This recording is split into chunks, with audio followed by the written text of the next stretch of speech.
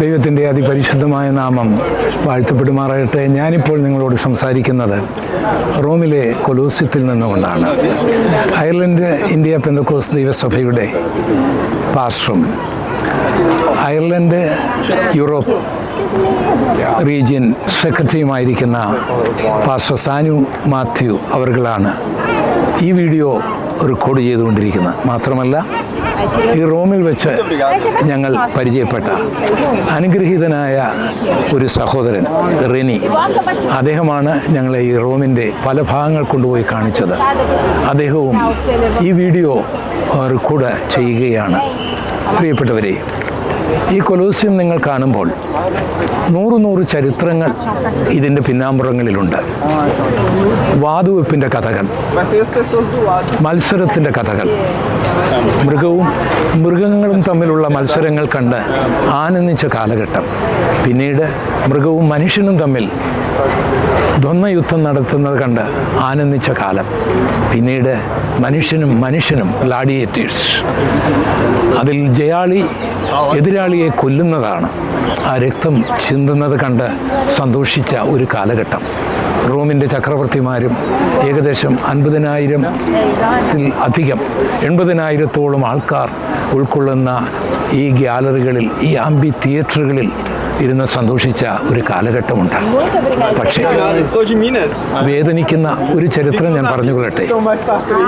യേശുവിനെ രക്ഷകനായി സ്വീകരിച്ചതുകൊണ്ട്, യേശുവിൻ്റെ സുവിശേഷം പറഞ്ഞതുകൊണ്ട് ക്രിസ്തു ഭക്തന്മാരായ ആൾക്കാരെ റോമൻ ചക്രവർത്തിമാർ ഇവിടെ കൊണ്ടുവന്ന് വളരെ കിരാതമായ രീതിയിൽ കൊന്നിട്ടുണ്ട്. എങ്ങനെയാണെന്നറിയാമോ? ചിലരെ വെളിച്ചത്തിന് വേണ്ടി ജീവനോടുകൂടി കത്തിച്ചു, മറ്റു ചിലരെ മൃഗങ്ങളുടെ മുൻപിൽ വലിച്ചെറിഞ്ഞ് ആ മൃഗങ്ങൾ കടിച്ചു കീറി കൊല്ലുന്നത് കണ്ടും തല വെട്ടിയുമൊക്കെ ആനന്ദിച്ചിട്ടുണ്ട്. അങ്ങനെ ആയിരക്കണക്കിന് 10,000-കണക്കിന് ക്രിസ്തു ഭക്തന്മാരെ കൊന്നൊരു സ്ഥലമാണ് ഈ കൊലോസ്യം. അത് കണ്ട് രസിച്ചവർ ഈ ഗ്യാലറികളിലിരുന്ന് ഒരു കാലത്ത് സന്തോഷിച്ചിരുന്നു. പക്ഷേ യേശുവിനെ തള്ളിക്കളയുവാൻ റോമൻ ചക്രവർത്തിമാരുടെ നിയമം പ്രേരകമായില്ല. എന്തുകൊണ്ടാണ് റോമൻ ചക്രവർത്തിമാർ സുവിശേഷത്തെ നിരോധിച്ചത്? സുവിശേഷകരെ കൊന്നുമുടിക്കുവാൻ തയ്യാറായത്? സുവിശേഷ വിരോധികൾ പറഞ്ഞു വരുത്തിയ വ്യാജ കഥകൾ മാത്രമല്ല, റോമിൻ്റെ ചക്രവർത്തിയെ കർത്താവായിട്ട് സ്വീകരിക്കുവാൻ അവർ മടിച്ചതുകൊണ്ട്, യേശുവിനെ മാത്രം കർത്താവായി അവർ സ്വീകരിച്ചതുകൊണ്ട് ക്രൈസ്തവരെ അവർ വെറുത്തു. ആ കാലഘട്ടങ്ങളിൽ അവരുടെ വന്ദന ശബ്ദം തന്നെ രസകരമാണ്. ഒരു റോമൻ പൗരൻ ഒരാളെ കാണുമ്പോൾ പറയണം, നീറോ അല്ലെങ്കിൽ ഡൊമീഷ്യൻ നമ്മുടെ ചക്രവർത്തിയാണ്, റോമിൻ്റെ ചക്രവർത്തിയാണ്. അപ്പോൾ അവരൻ കൊടുക്കേണ്ട, അത് കേൾക്കുന്നയാൾ കൊടുക്കേണ്ട മറുപടി ഇപ്രകാരമാണ്: അതെ, നീറോ എൻ്റെ കർത്താവാണ്. എന്നാൽ ക്രൈസ്തവർ യേശുവിനെ മാത്രമാണ് കർത്താവായിട്ട് അംഗീകരിച്ചത്. ശ്രദ്ധിക്കുക, റോമർക്കെഴുതിയ ലേഖനം 10-ാം അധ്യായത്തിൻ്റെ 9 മുതലുള്ള വാക്യങ്ങൾ: യേശുവിനെ കർത്താവെന്ന് വായ്കൊണ്ടേറ്റു പറയുകയും ദൈവം അവനെ മരിച്ചവരിൽ നിന്ന് ഉയർത്തെഴുന്നേൽപ്പിച്ചുവെന്ന് ഹൃദയം കൊണ്ട് വിശ്വസിക്കുകയും ചെയ്താൽ നീ രക്ഷിക്കപ്പെടും. ഹൃദയം കൊണ്ട് നീതിക്കായി വിശ്വസിക്കുകയും വായ്കൊണ്ട് രക്ഷയ്ക്കായി ഏറ്റുപറയുകയും ചെയ്യുന്നു.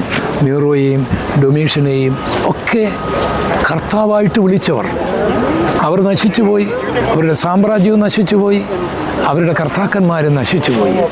എന്നാൽ ആ കാലഘട്ടങ്ങളിൽ യേശുവിനെ കർത്താവായി സ്വീകരിച്ചവരുണ്ടായിരുന്നു. അതുകൊണ്ട് അവർ കൊല്ലപ്പെടുവാനിടയായി. പ്രിയപ്പെട്ടവരെ, 2000 വർഷങ്ങൾക്ക് മുൻപ് യേശു ബേഥലഹേമിൽ നിന്ന് ജനിച്ചു, ഗോൽഗോത്തായിൽ മരിച്ചു, 3-ാം നാൾ ഉയർത്തെഴുന്നേറ്റു. ഈ യേശുവിനെ നിങ്ങളുടെ കർത്താവും രക്ഷകനുമായി സ്വീകരിക്കുക. മരണമെങ്കിൽ മരണം, മരണത്തിനപ്പുറം ഒരു നിത്യജീവനുണ്ട്. കേരളത്തിൻ്റെ കിഴക്കേറ്റമായ കൊച്ചറയിൽ ഒരു പാവപ്പെട്ട ഹൈന്ദവ ഭവനത്തിൽ ജനിച്ചു വളർന്ന, സുവിശേഷ വിരോധിയായിരുന്ന, ബൈബിൾ തെറ്റാണെന്ന് പറഞ്ഞ് സമർത്ഥിക്കുവാൻ പരിശ്രമിച്ച ഒരു ഗോപാലകൃഷ്ണനായ എന്നെയും കർത്താവ് രൂപാന്തരപ്പെടുത്തി.